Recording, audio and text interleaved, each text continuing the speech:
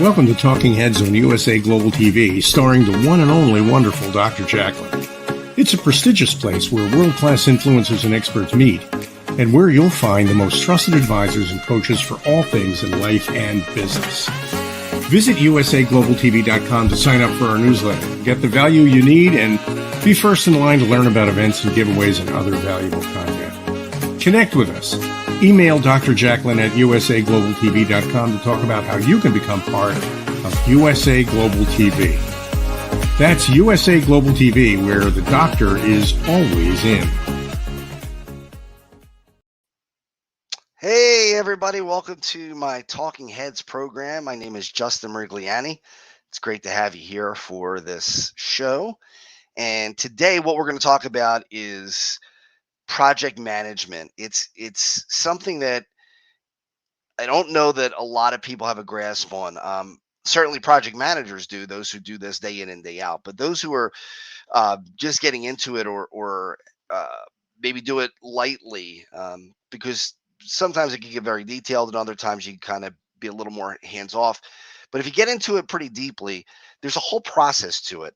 When I teach an Excel course or a Word course, most of the time when you work with those particular programs, you don't need to plan it out.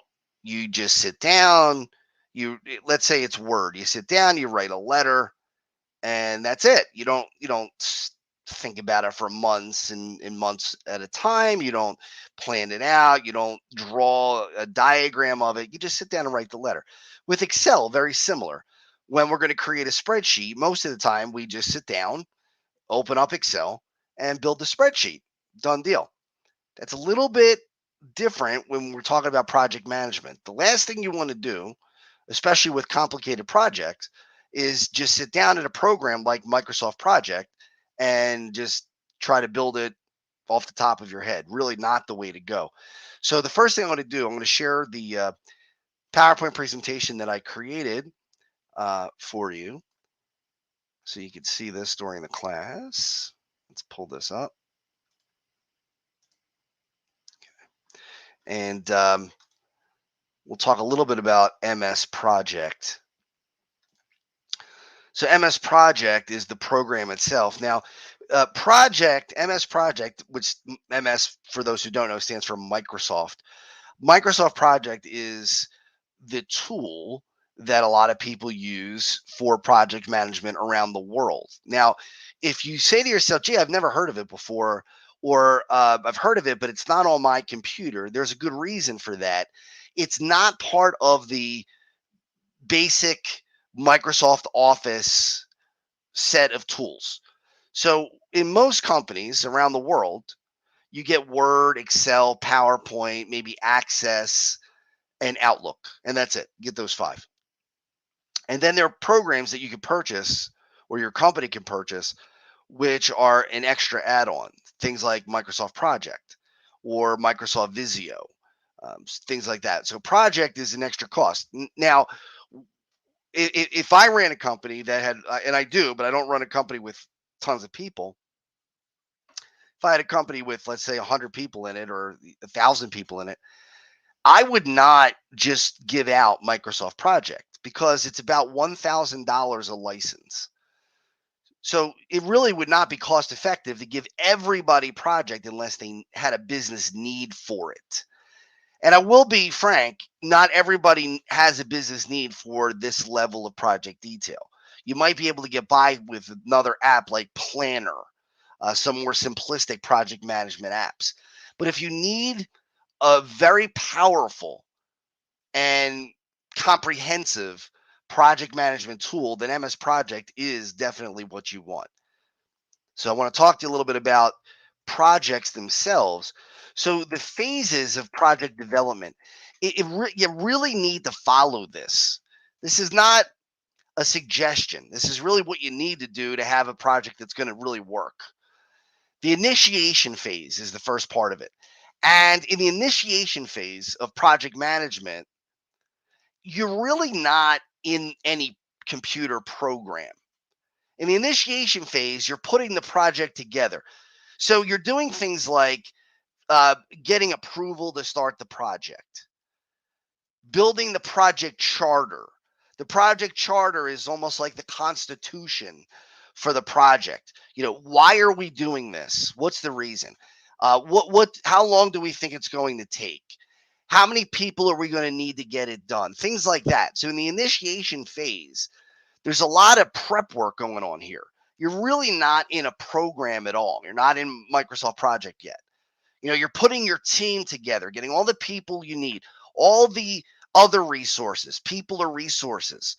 So our equipment is also a resource. So whether if you're building a commercial building, you need a contractor, you need a plumber, or multiple of these folks. You need concrete, you need nails, you need screws, you need all these things. So getting all that stuff together. And that really is where the initiation phase happens. And one thing that I would suggest, and I know a lot of people will look at this as Pollyanna, or they'll say, it's not really necessary. I think this is where, and I shouldn't say I think, I know this is where you should do your team building. Do something to bring your team together. Why not on a Friday bring in ice cream and toppings and have a make your own Sundays party? It doesn't have to be forever. It could be like 2:30 in the afternoon to 3 o'clock or 3:30 or 4 o'clock, whatever, hour and a half, and get everybody together. And you don't even have to talk about the project. Talk about anything. Talk about the local sports team. Talk about the weather. Talk about whatever you want. I would stay away from religion and politics, but, talk about things that are non-controversial, and, you can kind of build team. And then comes the planning phase. This is when you're in Microsoft Project. In a Microsoft Project, you're putting the plan together. You're putting in the tasks, the pieces of work that need to be done to get the project done. So all the tasks have to go in. Whether you have 15 tasks or 20 tasks or 50 tasks, 100 tasks. I worked on I was a consultant one time on a clinical trial for a heart medication. And this particular project had over 1,100 tasks in it. 1,100 tasks. It was the biggest one I ever worked on. Then a few years ago, I was teaching a course on Microsoft Project, and I saw a woman who was in the class. It was a virtual class, and she showed me her project. It was 60,000 tasks. 60,000. I couldn't even believe it. Mind blown. I couldn't believe it. So projects can be unbelievably large and very, very detailed, or they could be a little bit smaller or a lot smaller. You might have only 10 tasks or 15, 20. But this is where you put it together. This is where you create your work breakdown structure. When you have 1,100 tasks, you probably want to break it down into phases, a work breakdown structure. You might want to create an outline. We call the outline the summary tasks and the sub-tasks. Summary tasks, nobody works on those. That's the summary of what needs to be done. The sub-tasks are what people are assigned to. Okay, so that's part of the planning phase, creating your work breakdown structure. Also part of the planning phase, your durations. How long are the tasks going to take? If you have a task to do search the web for if let's say you're writing a book and you need to do some research on the web, how long will that take? Is that a 5-day duration? Is that a 7-day duration? Is it 2 weeks? Is it 1 month? What is the duration? And that might seem pretty simple, but it's not always easy, because I look at a task and I say, man, I don't know. I maybe it's a task in a project that I've never done before. It makes it harder. One of the best ways to know how long a task should take, the duration, is past history. If it took 7 days the last time we did this project, then it probably will take 7 days this time too. Or at least that's what we think. Or asking the resources, asking the people who are doing the tasks.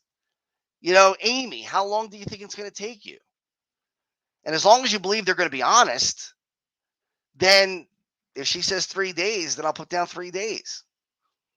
Okay, so that's part of the planning. And then linking the tasks together. That's more planning.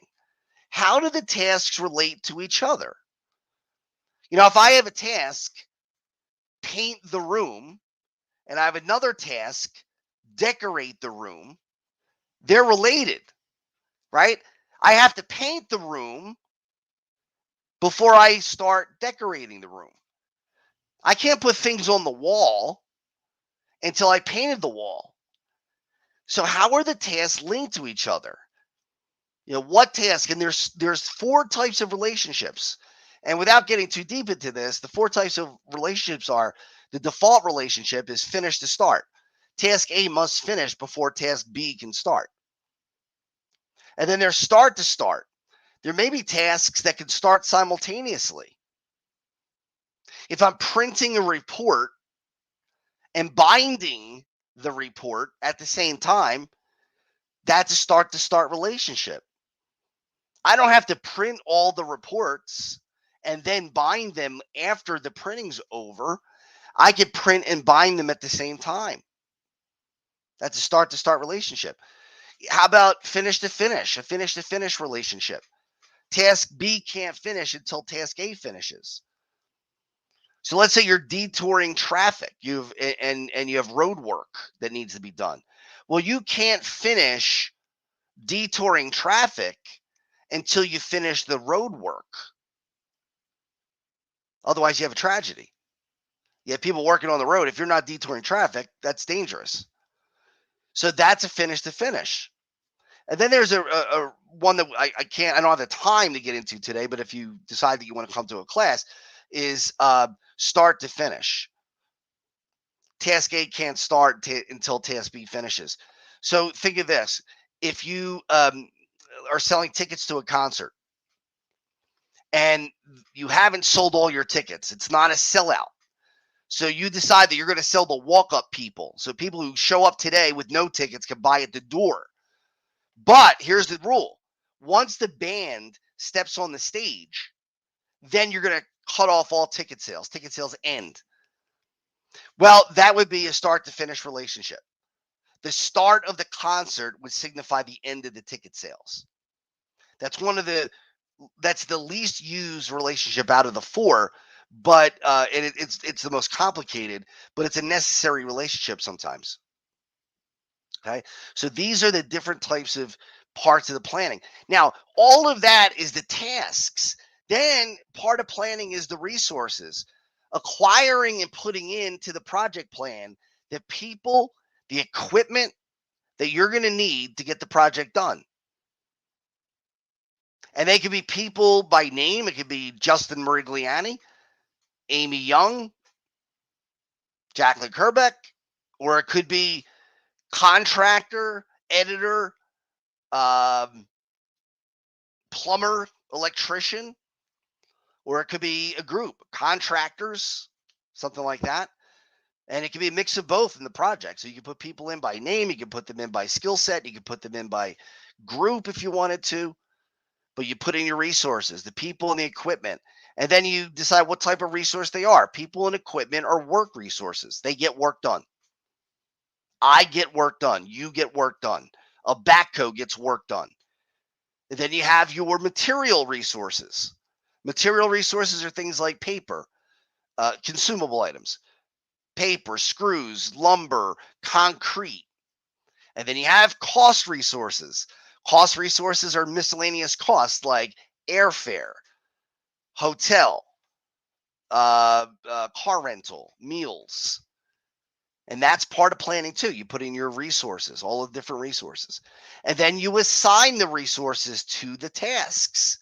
Once you have the resources and the tasks built, you marry them together. You assign who's going to do what resources go to what particular task. You set up your calendar. You put in your days off. Maybe there are shutdown days. Maybe Thanksgiving, you don't run your project. Maybe you don't run it the week of Christmas, between Christmas and New Year's, whatever the case might be. And there's a million other things that we go over in this 2-day course.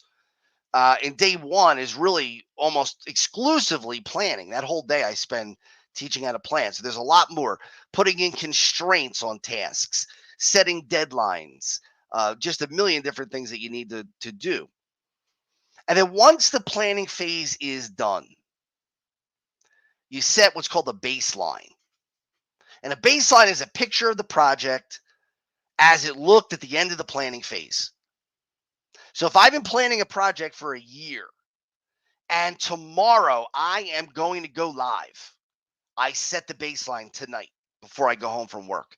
And I say to myself, internal dialogue, I say to myself, this I believe will be what happens in this project. Without a crystal ball, I can't tell you exactly what the future holds, but I can tell you that at the end of the planning phase, this is what I believe is going to happen and what I hope is going to happen.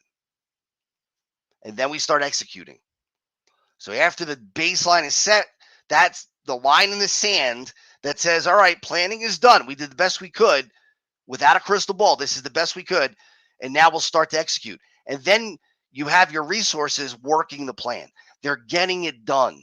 They're working on the tasks. At some point in the execution phase, you're going to want to know how you're doing. You're going to want to know three things, potentially more than three, but these are the three biggies. Are we on time or not? So a month in, are we on time according to the baseline? Are we ahead of schedule, which would be great, or are we behind schedule? Okay, this is the monitoring and controlling phase. So the execution goes for a week or 2 weeks or a month or whatever you want, but at some point, you're going to want to know the health of the project. And that's what monitoring and controlling is.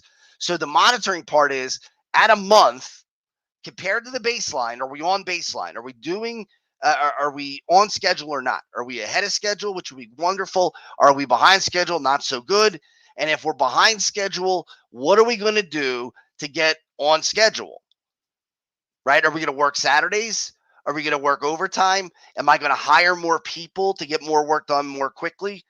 I got to do something if I'm behind schedule. The second thing I might want to know besides schedule is money, budget. Am I on budget? Am I under budget, which would be great? Or am I over budget?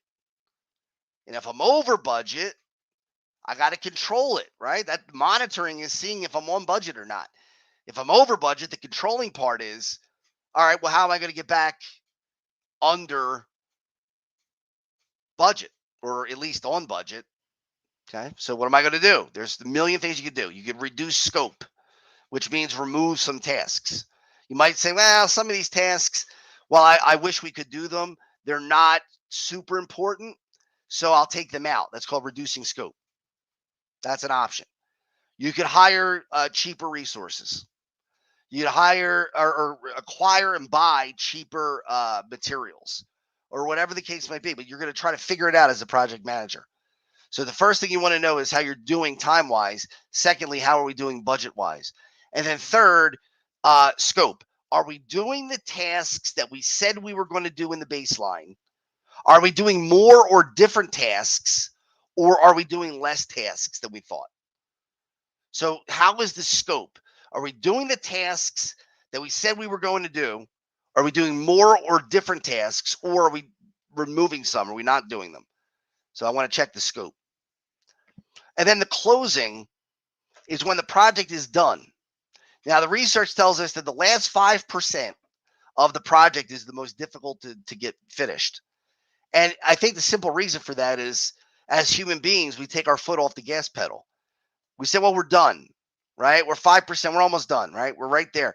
It's like senioritis. Seniors in high school, they take the foot off the pedal and they start to coast. You can't do it. You can't do it because that's why the last 2% or so of the project is the hardest to get finished. It's about the last 2%. That's crazy, but it's true.